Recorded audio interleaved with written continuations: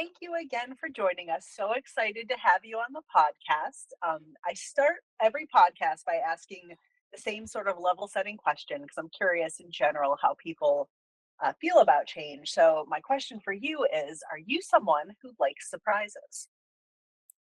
Ooh, that's a wonderful question to get started, and thank you for having me, Sarah. I don't think I typically like surprises.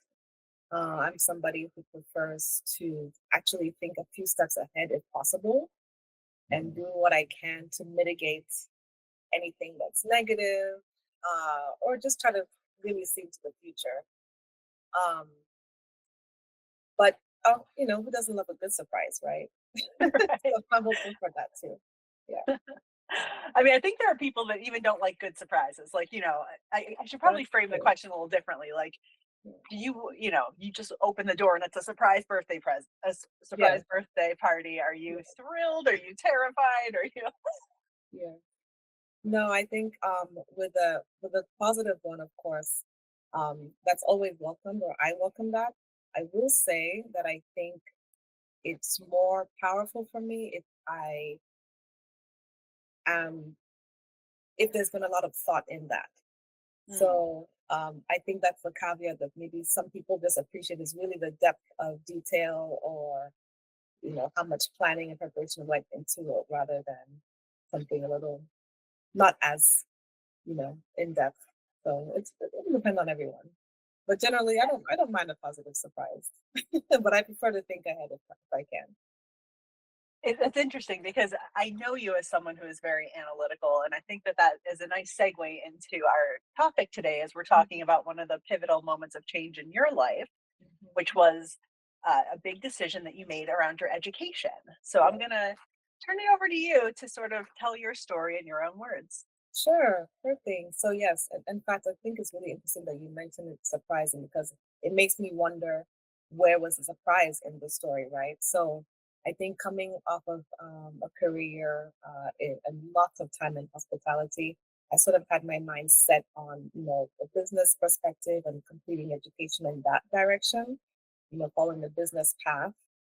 So I was doing all the research and doing all the things to look into that. And that was just like the North Star at the moment.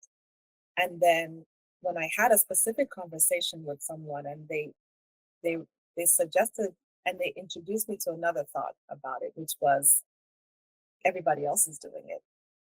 And it Mm. surprised me that I sort of took a pause, took a step back, and thought, oh no, I don't want to be doing exactly what everyone else is doing, which is a lot of how I've operated generally looking back. So it gave me the confidence, and it was the push to think, okay, what else is out there? What else is there that I can tap into, that I can explore? That's something I'm already passionate about. And then it allowed me to sort of restart my search from that position.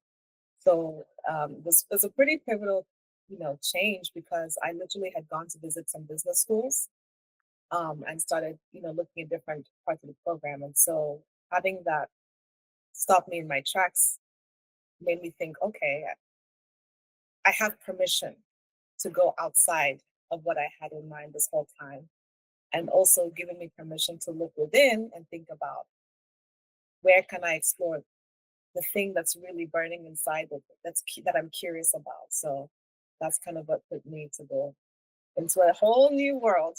But still, funny enough, I still get to play in the business space a little bit, but in a way that is more comfortable, that's more natural, than probably what would have may have been the case if I stayed on the original path. Fascinating. So you knew that you were going to graduate school, and was an MBA business school that was just sort of your default, or had you had sort of visions of yourself in the business world? Well, that's the thing. It kind of felt like the natural next step. Hmm. It was sort of a default thing. My bachelor's was in international business, so well, clearly follow the business road, yellow brick road. And yeah, it was just something that I took for granted, just thinking that that would be the next step. And ultimately, even the master's I did pursue was still under a school of business, but it was just a different, different track. So it was kind of refreshing to let go of that idea. That moment, that conversation was very, very key to releasing what I had thought was always the case, or would always be the Huh. case. Yeah. Hmm. That's interesting. So you had this conversation that sort of opened your eyes, which I completely get, but you almost described it as a relief. Like what felt Mm. what felt like a pressure there? Oh, that's such a great question. So I think that it was a matter of there are several levels of expectations from culture, from generally my background.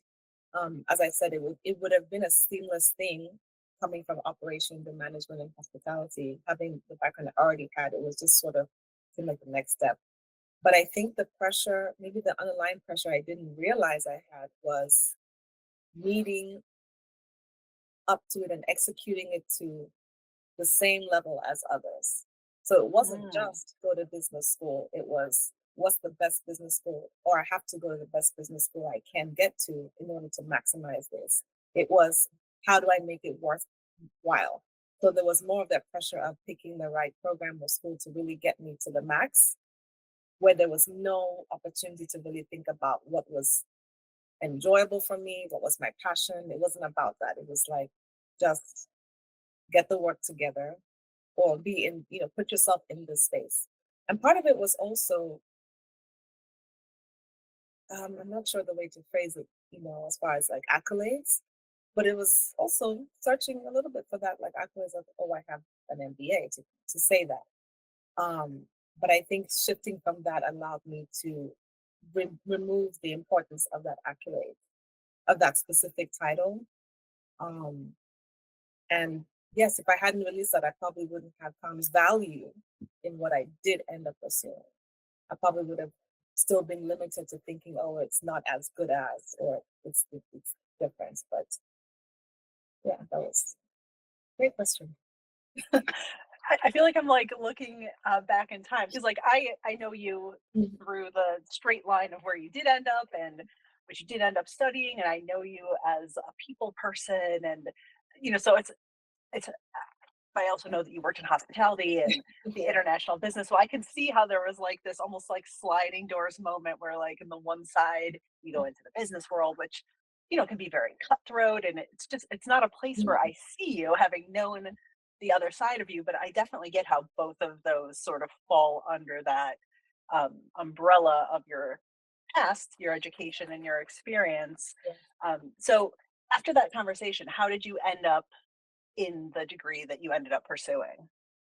Right. So I think a part of this story is also includes physical, like actual geography, right? So I literally was in the Midwest when I was looking and exploring the MBA programs. I had gone to visit some schools there. And when I had come back to Texas, I had that conversation. So it now, I couldn't speak to the exact next days, but it now let me literally sort of like close the books on the things I was studying to take an exam. And I closed those things away and I put them aside. And I believe there was probably a bit of a gap in time, like a couple of years, um, where I was still in the industry, as part of industry. But once I left that, I was like, oh, that's my opportunity to have the time to look into my next educational path. So, which was a breath of fresh air because had I let the pressures of that go, of preparing and studying for that, I was like, well, that's not the way I'm going. There was no need to retain that information. Let's move on. And so when I was looking into the program I did end up following, it was exciting. It felt aligned. It was also, funny enough, I feel like it was a way to tie in my experience already had to the next stage. And that's part of where I was like, okay, I think it's important for me looking back, I think things have generally had certain ties connecting everything. or so, Mhm. like a red light connecting. So I think because I saw that connection, it allowed me to like move forward or release the thought of following and continuing an MBA program.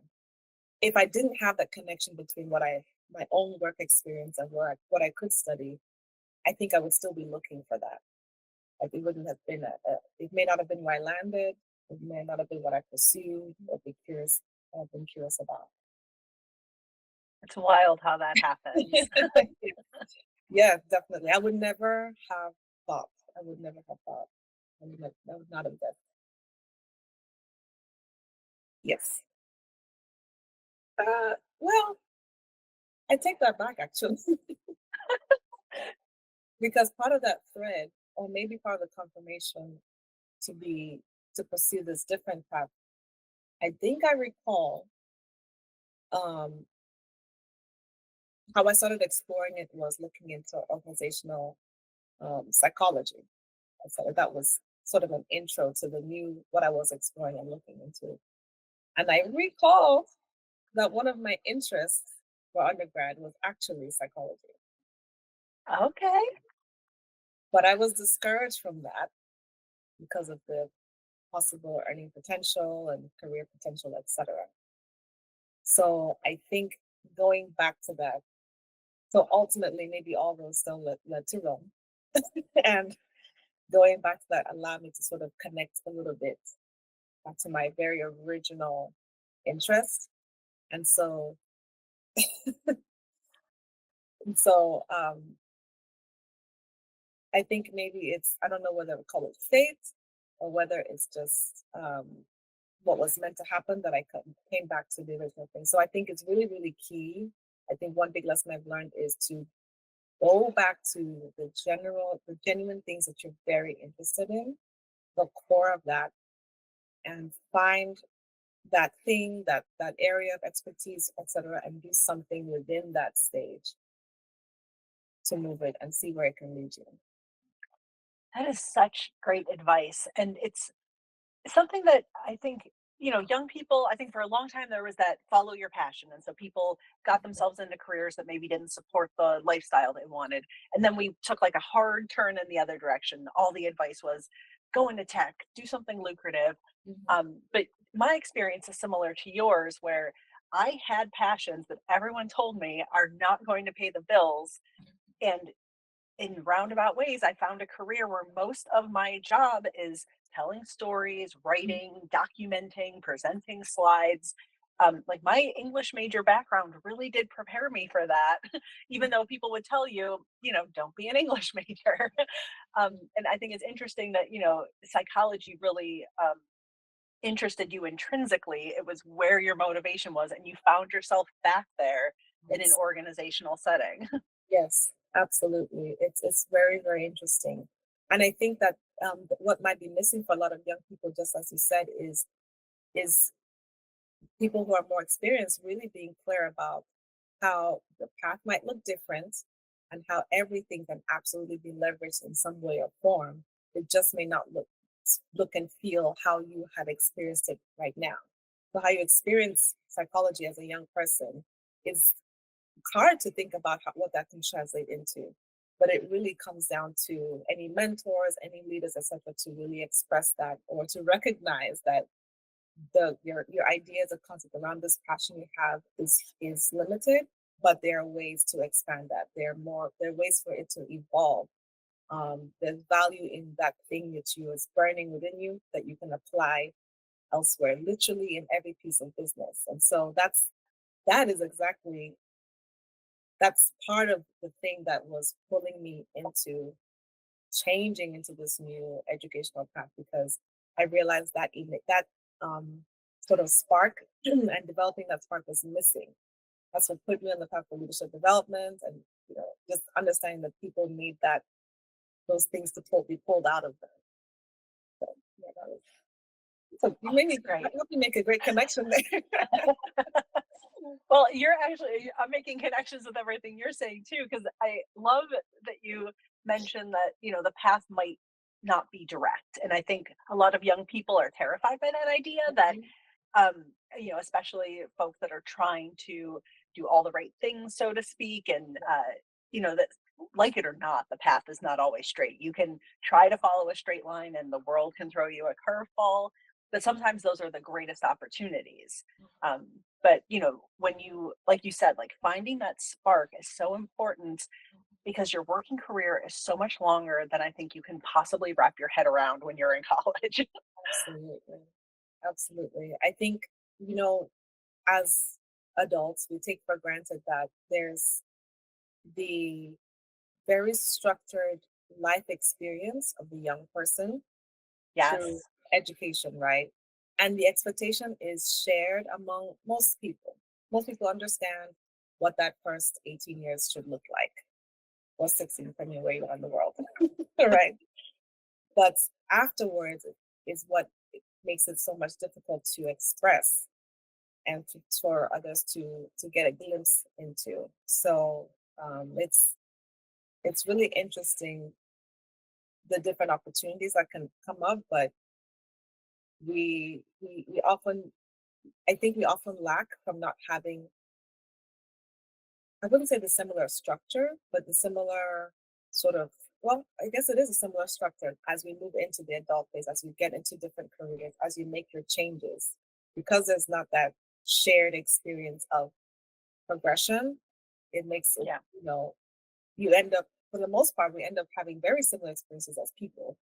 And then we kind of reconvene at certain ages within a certain age group and look back and think, oh, that was the same thing. It's just not, under someone else's um I wouldn't just say leadership, their direction, right? It's under your own direction and free will and decisions and choices and all those things. Yeah, and dumb luck sometimes. And yes, exactly, yeah. Happenstance and things like that, yeah. It's so insightful. I hadn't really thought about what a stark contrast it is with our very structured youth. Mhm. And then you're right, you become an adult and it's like, well, You're do what set you free. want. You're set loose. Yes. You're let loose into the world. And it's so interesting because there's even in that experience, there's sort of some conflicting thoughts, right? Because you're asked and being told to grow, but all you have are the tools from being a young adult, a young person. Yeah. And then the tools that are given for adults, I mean, it's not, they're evolving some at this point in this day and age. Careers don't look the same. Technology has changed everything. Proximity has changed everything. So yeah, we don't always have that toolbox to start with, which it essentially puts us in that surprise state, like we started talking about. You walk into the world as a young adult and you're surprised by what you experience. Yeah. Yeah. But I do love that the toolbox is evolving because like we met in a master's program. It's my second master's degree. Like I went back to explore something that is now, oh, now that I know exists. I didn't know Yeah. it was a thing when I was younger and Yeah. really interests me. And, so it's not like it's one and done. Like for Mhm. so many of us, if you're willing to seize the opportunities, do the extra work, it's nights, it's weekends, it's brutal at times, but those tools exist and you can sort of, carve a new little turn in your path if you're so inspired. Yes, yes, exactly. It's really incredible how much is available out there. And I get excited because especially if I get in contact with a young person, I start to think, oh, the possibilities really are endless. And it makes Yeah. me believe all the things that they were told before that you can do anything, which is it's true. It's just like they need a caveat. You can do anything, but just in certain ways. But yeah, I think I'm really excited at the current time that we're in, just being able to leverage so much more and harness a lot more of our skills, and even have access to more things to add to your toolbox. Even I think as as coaches, just making people aware that you have a toolbox Yes. alone is so powerful. And then here's your toolbox, here's how you build it. Now go forth and build a you know table or something, whatever that might be. um, I think that's a really exciting time that we're in, that there's an opportunity to really inspire and charge up people to just harness their own curiosity, but harness their own change. Ultimately, is what we're speaking about, right? Like not just leave it to in the hands of the people that's guided us as we've been younger, or we have more confidence in being able to create change on it. Yeah, and I think that in the career space, in the workplace, yeah, I think career space is better. That is just been blown wide open in recent years, where it used to be fairly directive. You got one job and you worked your way through promotions until they gave you a gold watch, and that was Mhm, that. And now, mhm, people change careers, they change employers, they get side hustles, they like, it's just endless opportunity to explore the things that really speak to you. I think that's the key. I mean, certainly you can just say it's opportunity to jump around and make a few extra bucks here and there, but I think the more optimistic view is that it is wide open opportunity to yeah. figure out what ignites your passion and then follow it in whatever variation that looks like. Psychology, if it's interesting to you, there's about 500 different ways that Mhm, you can pursue mhm. some thread of that. And even just like even recognizing that you're curious allows you to understand that there is a difference between the curiosity that is for feeding yourself, and then there's a curiosity that's meant to be transformed into something, an output. So I think that there's even being aware of that piece is very important. Knowing that, okay, maybe I have this passion and interest, but this is actually for me alone. And I have this passion, interest, and skill, and this is what I can share with the world. I'm not sure if you're familiar with the concept of Ikigai, which is No. it's a Japanese concept of aligning your purpose and your mission, um, for your skills, abilities for yourself and for the world.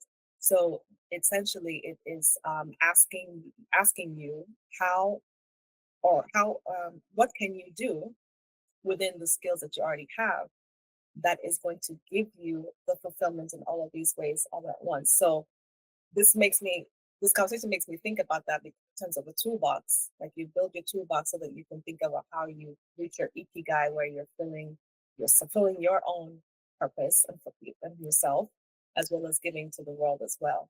So that when you're inspired by something, you can have that skill that skill that you're interested in for yourself, for others, and constantly develop that. So I think I've gone a bit off track of where we started, but No, I love that. I with that's something that absolutely came to me. Yeah, and I have not been to Japan, but I understand that it's just more of a community-oriented culture where we're a very individualistic culture in America. And I love that idea of thinking of like, what is good and fulfilling for me, and also at the same time, like laying that right over what I give back to the world. Like, Yes. I really feel like that is an element that we need more of in our US culture. Yeah, absolutely. I think that most recently for myself in the past few years, I've put that on my vision boards. I've tried to really think about that. And I think it's a very helpful sort of framework or thought process for like one's personal North Star.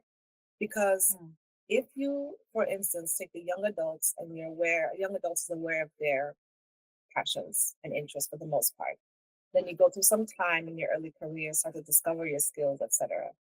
There's a point that you may come that you don't know what to do with them.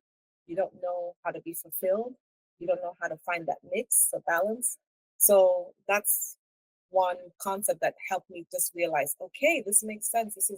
They've thought about the fact that you have these abilities and skills that vary. They may look starkly different, but how do you bring that together to fulfill your own life and your own purpose, right? How do you not feel like, oh, I have a waste. I only like this one thing, and I don't like the idea of working in 9 to 5, for example, or I don't want to be in a position like, no, there's a way to create harmony with all of those things, essentially putting them all together from what you've learned as a young adult into your career.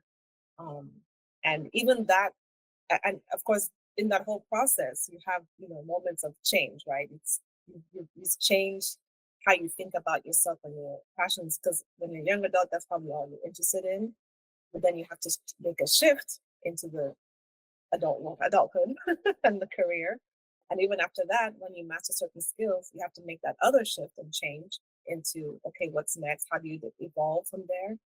So I feel like that's, for me, the sort of point I've landed is really focusing on how am I shifting into this space where there's harmony within the work I do, the skills, what I'm passionate about. So how am I bringing in that psychology from back way back when, for well, almost about 20 years ago into now? How am I applying and shifting what I've learned from hospitality management into now? And as we know the pretty popular quote that change is constant. So, but not every change might be pivotal, right? But it's a matter of being thinking ahead, like I like to do, and Yes, you not be do. and not be set up for surprises if possible. Yeah. I love harmony as sort of the end goal and accepting that we're constantly changing. And if you have like that layered existence where you are not just a worker, not just a human, not just a part of a community, like you're all these things at once. And if any one of them starts to grow and change and shift, then everything, if you're going to stay in harmony, has to make those tweaks. It's very beautiful. Like I'm picturing a dance or a song, or I mean, there's Yeah. something like really spiritual and lovely about that. Yes. I mean, I think that part of my change has come has been in my mindset, right? Looking at things very statically. Just like you asked if I was really open to change or surprises. Um, part of I recognize that looking at it is has been in the past very static, systematic, structure, that kind of thing.